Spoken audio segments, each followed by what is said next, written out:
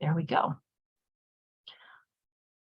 All right, so before we really truly get started into, I think I skipped a slide. I did not. That's okay. We're going to start with the land acknowledgement today.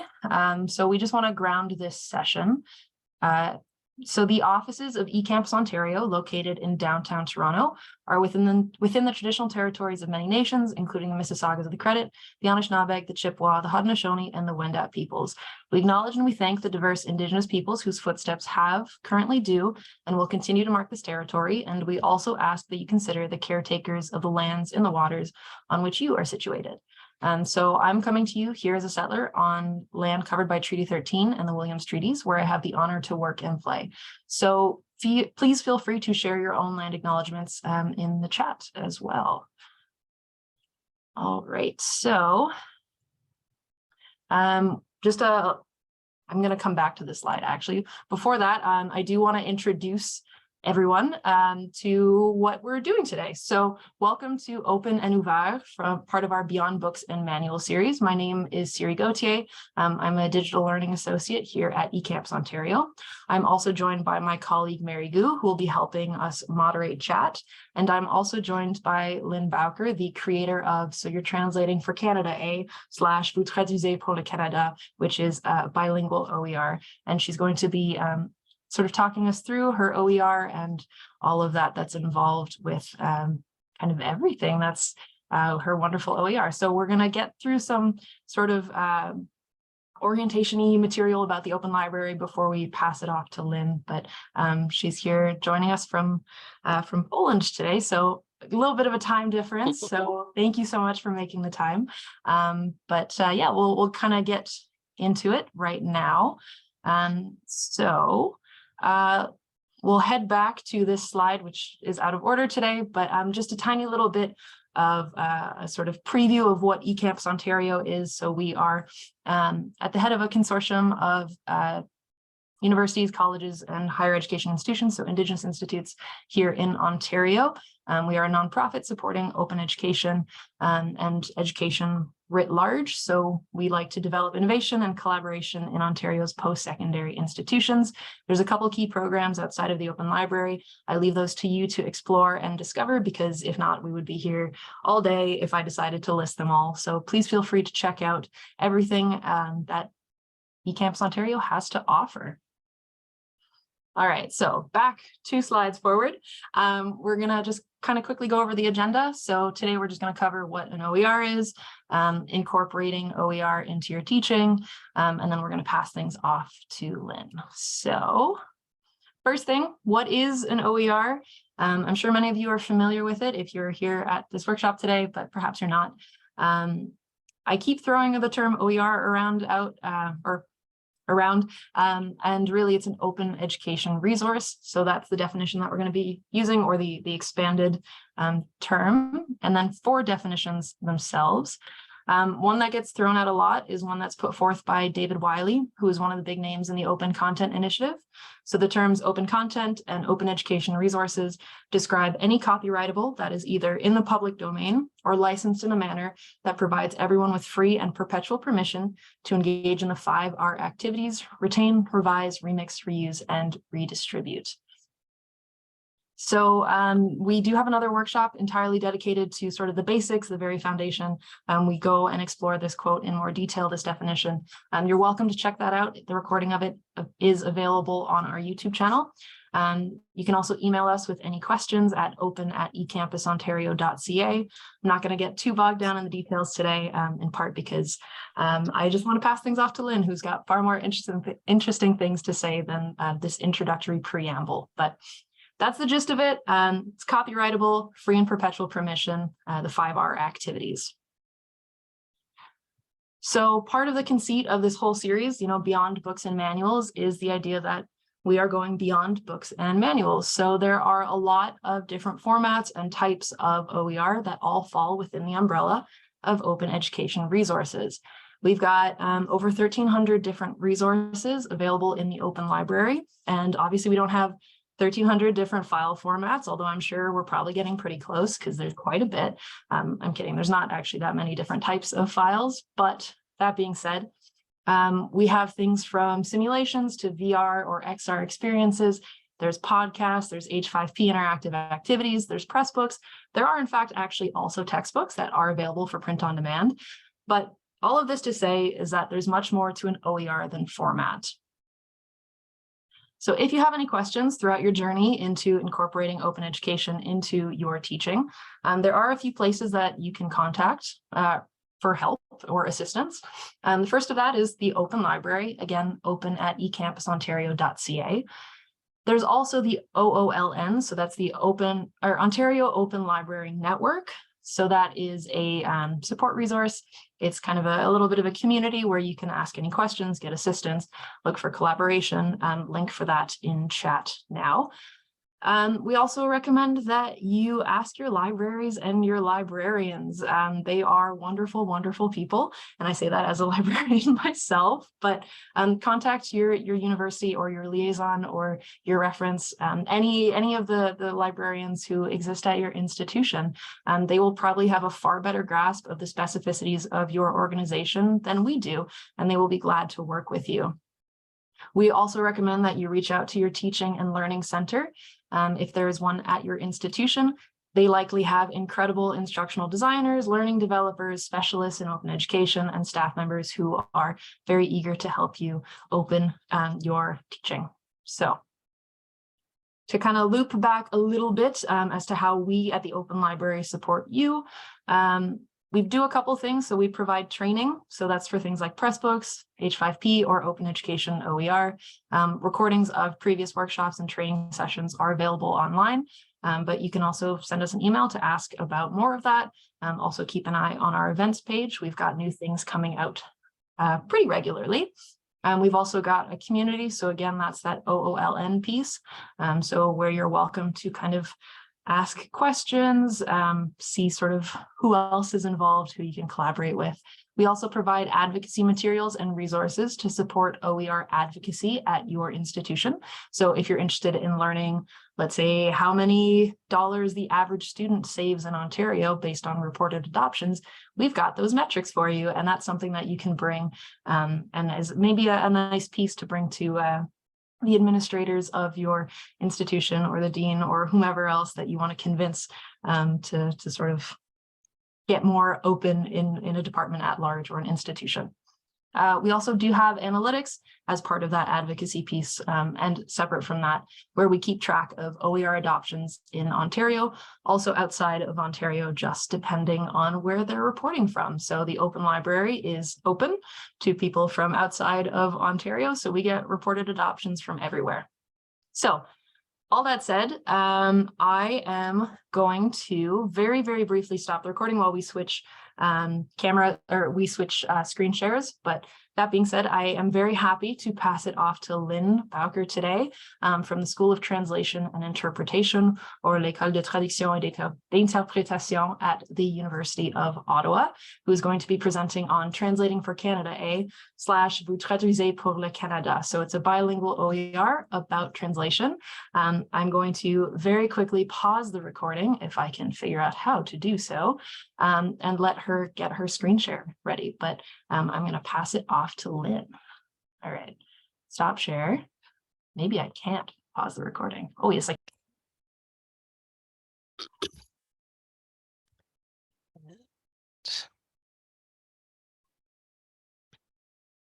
Okay, is that visible to everyone? It sure is. Yeah, good. Okay. So hello, everyone. Welcome. Bonjour et bienvenue. It was suggested to me that I go ahead and present in English, but I am, of course, open to people participating in the Q&A session in French if anyone would like to do that.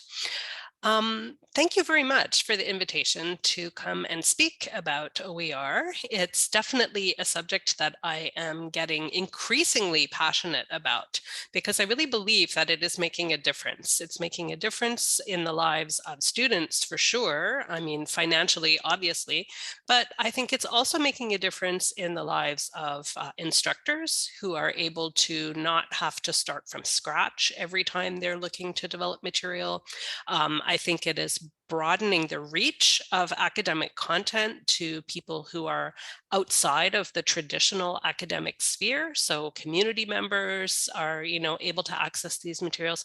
I just really am a huge fan of the open movement, educational resources, open access, and all of that. So I'm really happy and grateful for the opportunity to come and chat with you today.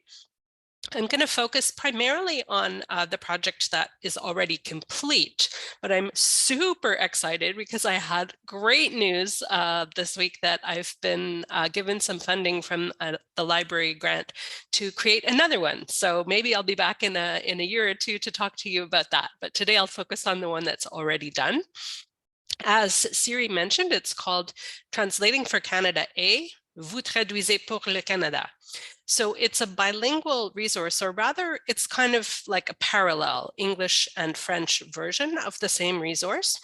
And it was developed, I've specified with financial support from the Ottawa Library here, but I really should have just said with support, because the support came not only in the form of a grant to develop this, but also in the form of moral support. And I will give a shout out to Melanie, who is here today. Like, talk about moral support. She's even coming to hear me talk about this again.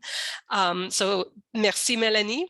But also support, very pragmatic, practical support, as I will mention a bit later on, with things like indexing, knowing how to use the HP Pressbooks software. So all kinds of support. It wasn't just financial, and I really should correct that on the slide.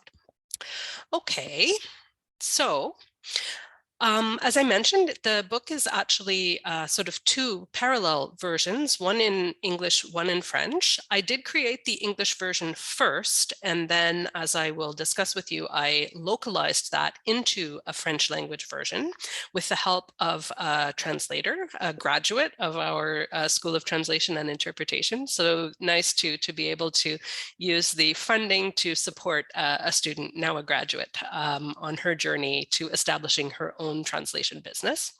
The link is there. This is hosted by eCampus Ontario, so I'm very happy to have a repository place to house my OER that is so easily accessible and friendly to other people. So after the talk, if you're interested, you can find both the English and French versions there. To describe a little bit my motivation for putting this OER together, I am a teacher of translation, a translator trainer. I have been for almost 30 years now. So I've been around the block, and I know what's out there. And more importantly, perhaps, I know what's not out there. And there is a real lack of resources that focus specifically on Canadian varieties of both French and English for translators. So it's quite easy to find material that is for UK English or for American English or for European French, but finding really Canadian specific content has been more challenging. And so what happens is that, people sort of cobble together their own internal resources. So of course I have like a whole bank of things in my office that are useful now that I've gathered after 25 or 30 years.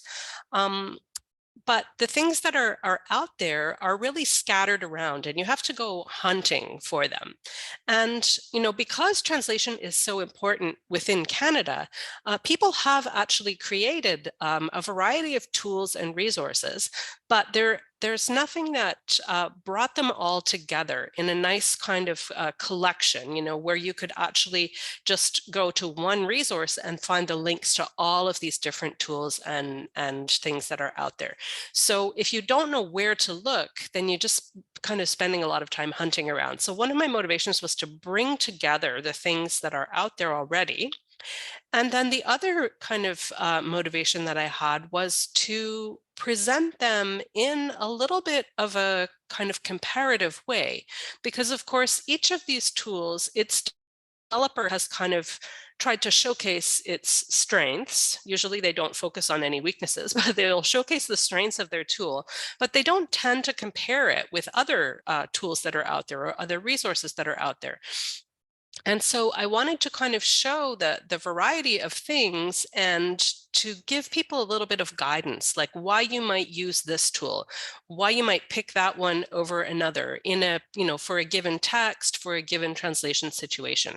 Because I firmly believe that there are no good tools or bad tools. I think every tool needs to be assessed in a particular context of use. And so, any tool can be useful and any tool can be not useful. It's up to us to use our judgment and our experience to say, okay, for the task in front of me right now, this is the best resource to use, or that's the best tool to use. So I had that sort of pedagogical motivation as well. So bringing all of the different things that are currently scattered around from coast to coast together in one collection, and then kind of allowing people to compare in a meaningful way the different elements that are now in that collection. And of course, because I wanted to use it, initially primarily with students, I also wanted to give them not just a description of the resources, not just the background of the resources, but actually a sort of taste of what they can do. So I wanted to develop some exercises for them so that they would have a chance to kind of get their feet wet and, try using the resource. And then that would help them with that evaluation piece about, is this the right resource for me for this job? So I had all of those kind of different things going on. And, I decided to put together with some guidance from the library that I would put together my initial effort at an OER in a press book. So a little bit traditional because as Siri was mentioning earlier, now there's so many different formats for OER. So this is, I guess, a little more on the traditional side, but for a first effort, it was really user-friendly and not at all intimidating. It was a great way for me to get a taste of what it's like to develop an OER. Okay. So in terms of the content, I've literally copied the table of contents from both the English and French versions for you, just to give you a little bit of an idea. So, the introduction is sort of an introduction to, the OER and why I felt it was a necessary or, a good contribution to make. I also have provided a glossary because, again, as a translator, we do a lot of work with the lexicon, obviously, and the tools and some of the concepts that are discussed may not be familiar yet, especially if this is a resource that I use primarily with first-year students.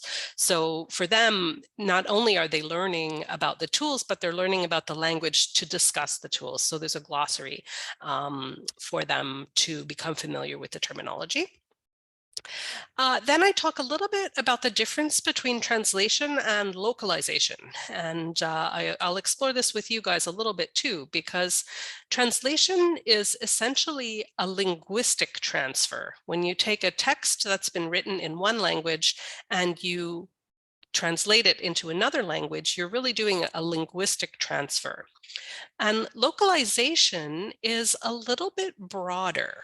Localization is a kind of adaptation that takes culture into account as well. So not only language, but also kind of culture.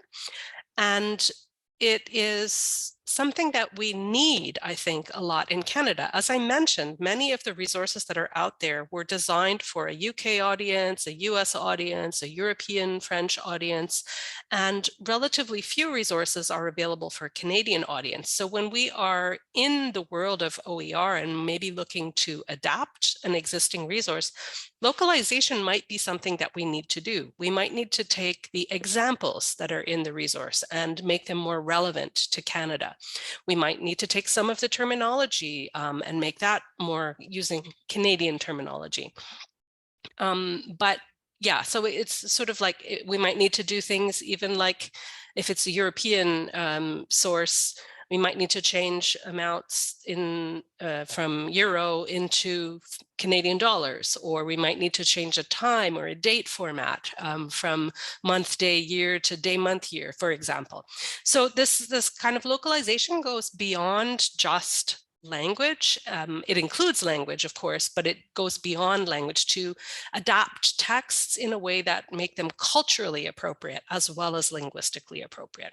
So that's a sort of introduction that I felt was important to put in the book, because a lot of the tools and resources that are then covered are aimed at precisely allowing someone to do that, to translate for an audience who is based in Canada, not an audience based in the US, not an audience based in Europe. And so, you know, the highlighting that I do on all of these tools and resources is specifically showing how they allow you to adapt a text into Canadian English or Canadian French, depending on which direction you're translating. The rest of the book then is made up of these tools and resources, which, as I said, already exist. So I didn't invent these tools and resources, but I did have to hunt around to find them. And so to save other people that trouble of hunting around, I've brought them all together here. And because this is an OER, I focused exclusively on resources and tools that are freely available. There are some other tools, maybe you've heard of Antidote, for example, a terrific Canadian product which helps with English and French language, but it's a subscription-based tool. So because this is aimed at students and first-year students in particular, I wanted to get things rolling by focusing first of all on things that are freely available. So that's why you might say like, I wonder why she didn't cover this tool or that resource. If it's a paid resource, it's not in this book. Everything in this OER is based on freely available things. So what types of tools and resources are there? Well, we have things like terminology banks. You might have heard of Termium, which is the Government of Canada's term bank, or of Le Grand Dictionnaire Terminologique, which is the term bank that is managed by the province of Quebec, the Office Québécois de la Langue Française. So those are two big terminology resources, which are extremely useful because they contain Canadian terminology. We talk about bilingual concordancers. You might have used a tool called Lingui, which is quite well known, although that's not a Canadian product. There is a Canadian equivalent, which is called Traduit, and for which the data sources that it draws on are from Canada, and so much better for producing text for a Canadian audience. There's a tool developed by a professor at the University of Montreal called Diatopics, and this is a tool that allows people to compare. If you have two terms, you can enter them in and you can say, truck or lorry. Where is truck used in the world and where is lorry used in the world? And it will show you based on Google search results using that domain name. So the .ca or .uk, it takes that data and it shows you where in the world, on which websites, truck is used and lorry is used. So it's a really interesting way of being able to track language varieties in different regions. And of course, then you know which ones to pick for your Canadian audience, because it will tell you which terms are more frequently used in Canada. Hot topic today on everybody's mind is automatic machine translation. So we have tools like Google Translate, which everybody knows, maybe DeepL, which people might know as well.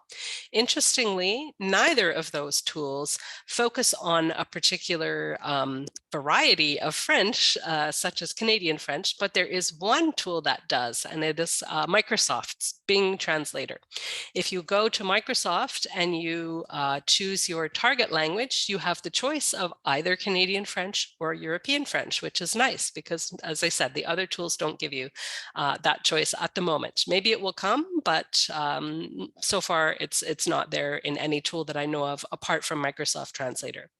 Interestingly, though, it's available for French, but not for Canadian English. Unfortunately, for Canadian English, we still get lumped in with the US.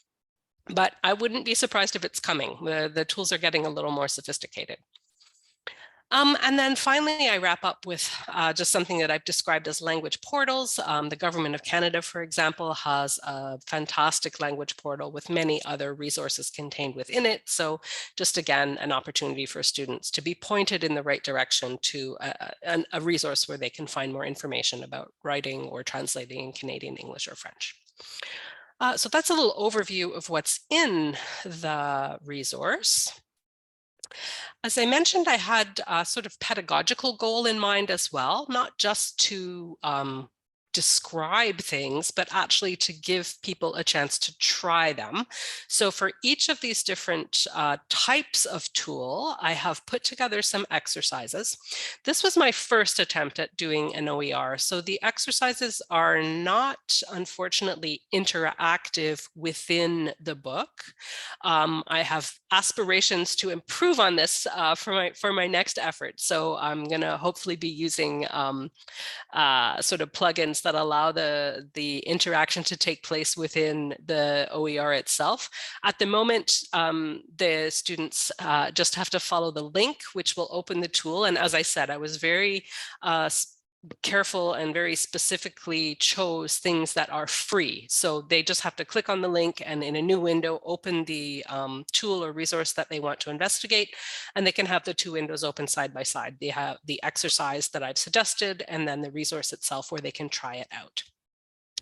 And of course, one of the things about localization, where I mentioned this is not simply a linguistic translation from one language to another, but a real adaptation.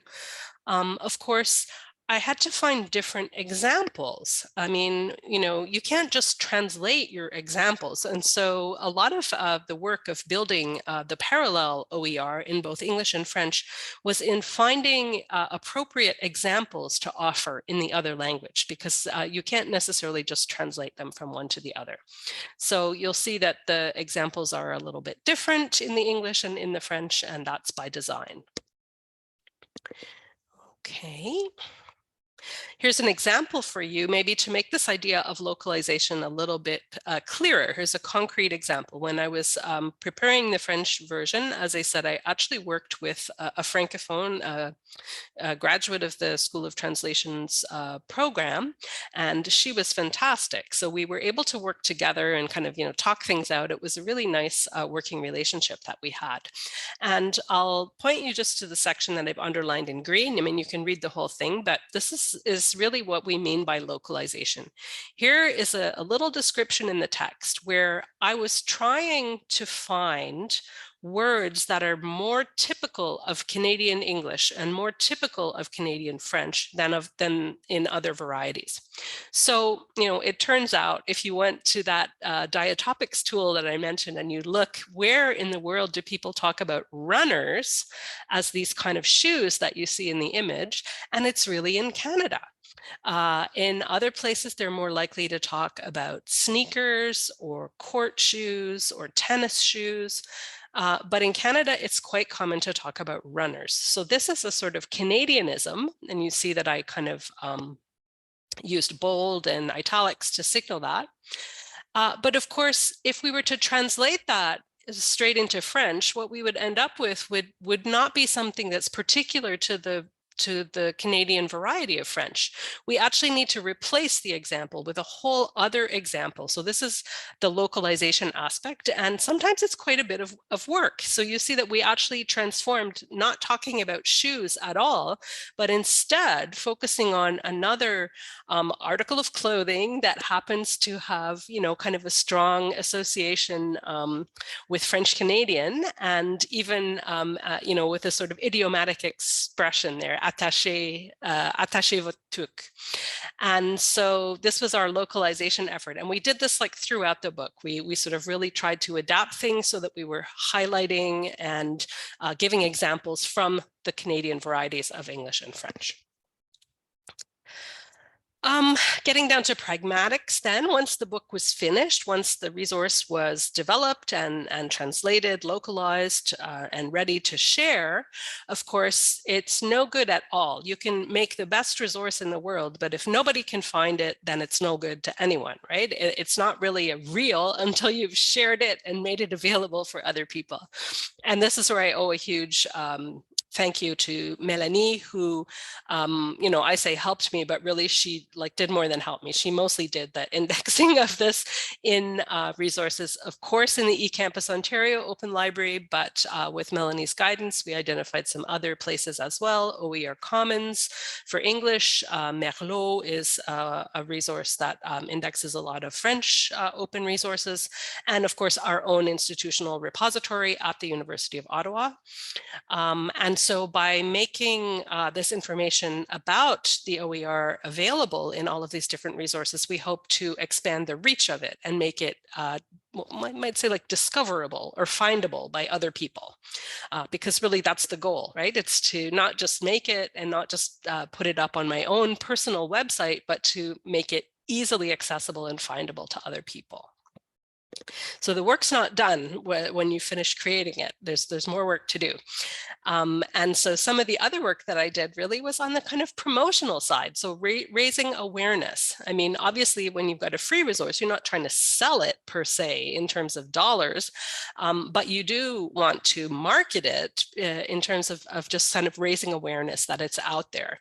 So although I had students in mind as my initial target audience, I realized once I had developed it that it actually could appeal to other markets as well, to professors who might be looking for a resource to use with their own students, but also to professionals in the language industry. So practicing translators in Canada who might be looking for those resources that would give them the most Canadian terminology as opposed to showing them US or UK or European terminology. So that was another market.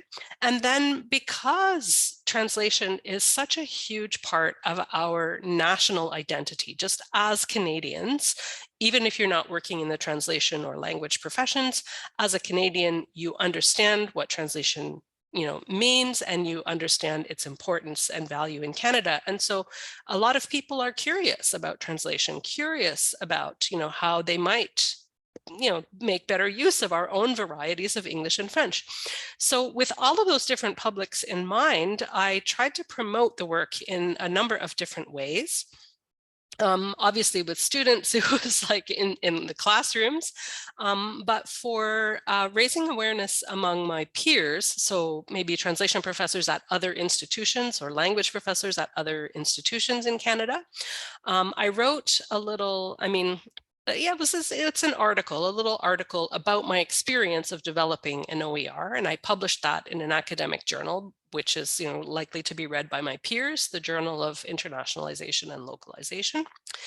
And I also promoted it within the Canadian Association for Translation Studies. So that's a sort of an umbrella organization where professors from many different universities and departments would belong. So they were really good as well about helping me raise awareness within the kind of academic community within Canada.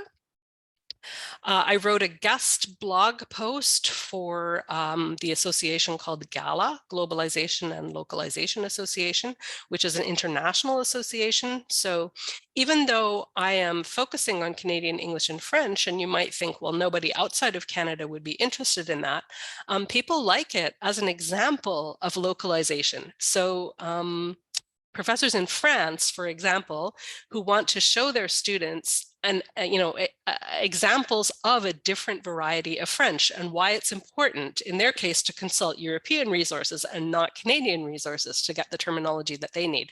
So I found that there was actually a bit of an international market that I wasn't expecting initially for the concept to be able to use it as an example of how to localize no matter what language you're working on localization with.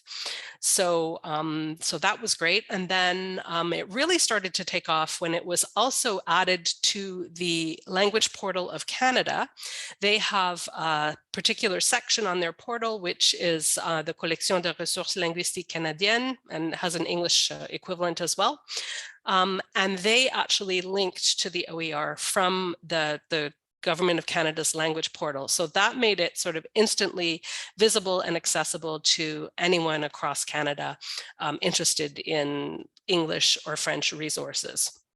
And so on the right-hand side, I just went and grabbed the statistics from this morning. You see that they're a little bit staggered because I did prepare the English version first and the French version came out about 2 months later. So that's why you see a little bit of a staggered starting date there. But so far it's been about just over 18 months since the English version was released, and we've had almost 3,000 unique visitors to the English book site. And in French, a little bit lower. As I said, it came out a couple of months later, but just over 2,500 visitors. So it's definitely something that's being used. I mean, we're not talking like millions of people, but still for a free and, you know, kind of introductory resource, I'm pretty pleased with the traction that it's getting. And, you know, if I had sold it even for, you know, like textbooks can be expensive, but if I had even put like a modest price of like $25 or something like that on it, you know, like already this has saved students, hopefully across Canada, like a few $100,000 collectively. So I'm pretty pleased that it has been taken up by people, not only students, but you know, they were my primary target audience. Okay, so I feel like I've been yakking on a bit here, so I'll wrap it up and ask if anyone has any questions, because I'd like to hear about your experiences, or you know, if I can provide you with any more targeted information that would help you, then I would be happy to do that as well. And I've put my email up there in case anybody, you know, sometimes you have a question like after the webinar, of course. So if you want to contact me later by email, you can feel free to do so. So I'll stop sharing now and turn things back over to Siri to maybe manage. Yeah, so thank you. While everyone is sort of getting their questions ready, we will be pausing or stopping the recording momentarily. I did just want to give a plug very quickly to our next workshop, our last workshop in the Beyond Books and Manuals series next month. And so please feel free to join us to learn about Indigenous content in the Open Library. So you can register for that at openlibrary.ecampusontario.ca/events. That's a /, I believe, or also where you registered for here, or just look up Open Library eCampus events. It'll be there. So I just want to give a tiny little plug there and also give people time to formulate their questions and type them out. So I'm going to stop the recording now.